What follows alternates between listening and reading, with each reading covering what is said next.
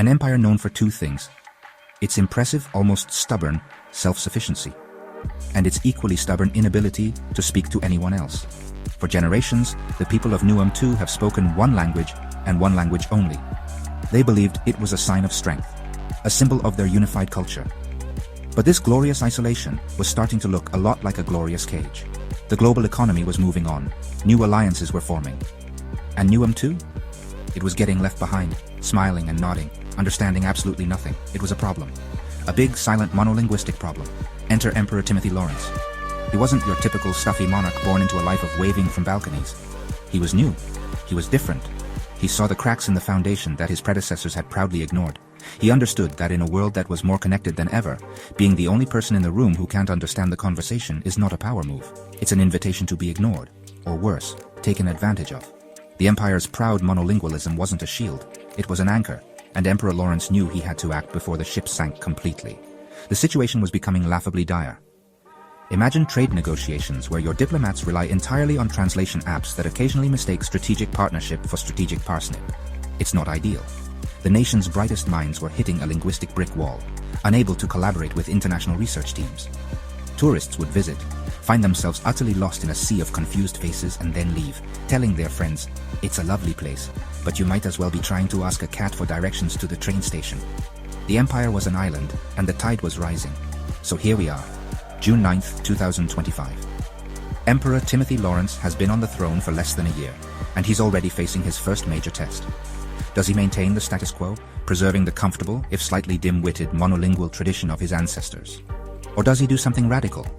Something that could either catapult Newam too into the 21st century, or tear it apart from the inside.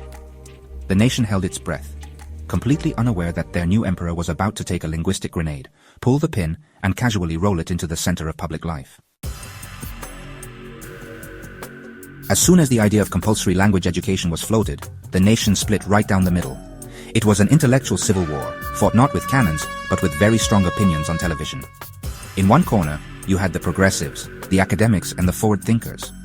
In the other, the traditionalists, the nationalists, and people who just really didn't want their kids to have more homework. The debate became the only thing anyone talked about, turning quiet family dinners into full-blown political screaming matches over the dinner table. It was intense. Leading the charge for change was Professor Yasmin Thiessen, a brilliant linguist with the patience of a saint and the sharp tongue of a seasoned debater. She appeared on every news channel, calmly explaining the stakes. "We are standing at a precipice," she argued, her voice a beacon of reason in a storm of shouting. "To deny our children the tools to understand the world is to lock them in a room with no windows. Language is not just words, it is culture, it is empathy, it is opportunity. A second language doesn't weaken our identity, it enriches it, giving us a second soul." But for every Professor Thiessen, there was a Colleen Cheney. Cheney, a populist commentator with a massive following, became the voice of the opposition. She framed the debate as an attack on the very core of what it meant to be from Newam too. "They want to dilute our heritage," she thundered during a primetime broadcast. "Our language is the blood of this nation. It is pure, it is ours. Forcing our children to learn foreign tongues is an act of cultural surrender. We should be focusing on making our own language stronger, not bowing to outsiders. This is Newam too, not the United Nations cafeteria." The public was utterly torn. On one side, parents dreamed of their children becoming cosmopolitan diplomats and CEOs. They saw a future of prosperity, of connection, of their nation finally taking its rightful place on the world stage. On the other side, parents feared their children would lose touch with their roots. They worried about the cost, the difficulty, and the unsettling idea that their national identity was somehow not enough. The stakes felt impossibly high, as if the very soul of the empire was hanging in the balance, waiting for the emperor to make his choice. The debate raged for weeks. The nation was a pressure cooker of anxiety and argument. And then, it happened. Emperor Timothy Lawrence, in a move that would define his reign, called for a national address. The entire empire ground to a halt. Televisions flickered to life in every home, pub, and public square. The silence was deafening. The emperor, looking directly into the camera, did not waste time with pleasantries. He looked not like a distant monarch, but like a leader who had made a difficult and irreversible decision for the future of his people. "My fellow citizens," he began, his voice steady and firm. "We cannot build our future by hiding from the world. We build it by engaging with the world. Strength is not found in isolation, but in understanding. It is found in connection.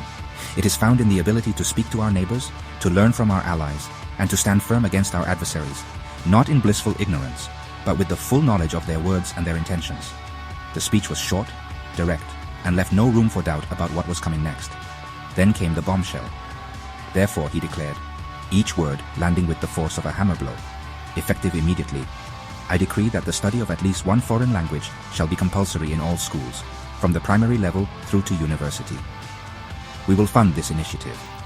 We will train our teachers. We will give our children the gift of the world. This is not up for debate. This is our new path forward.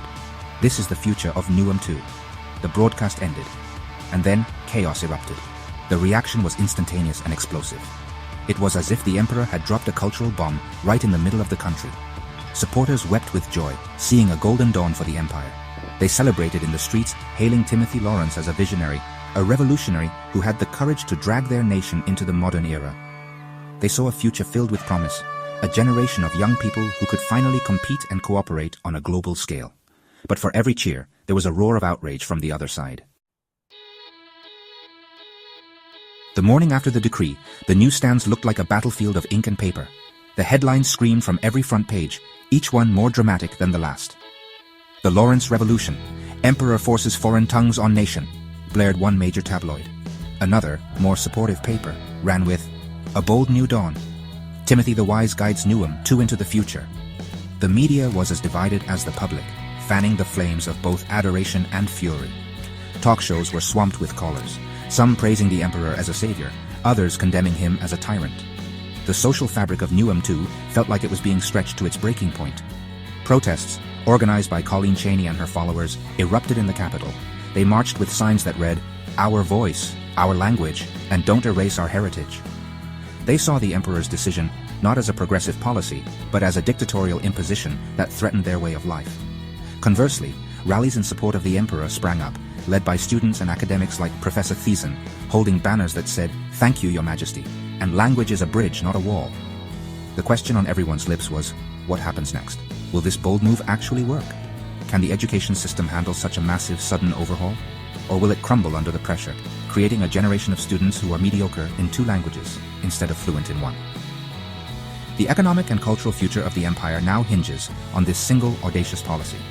It is a gamble of historic proportions.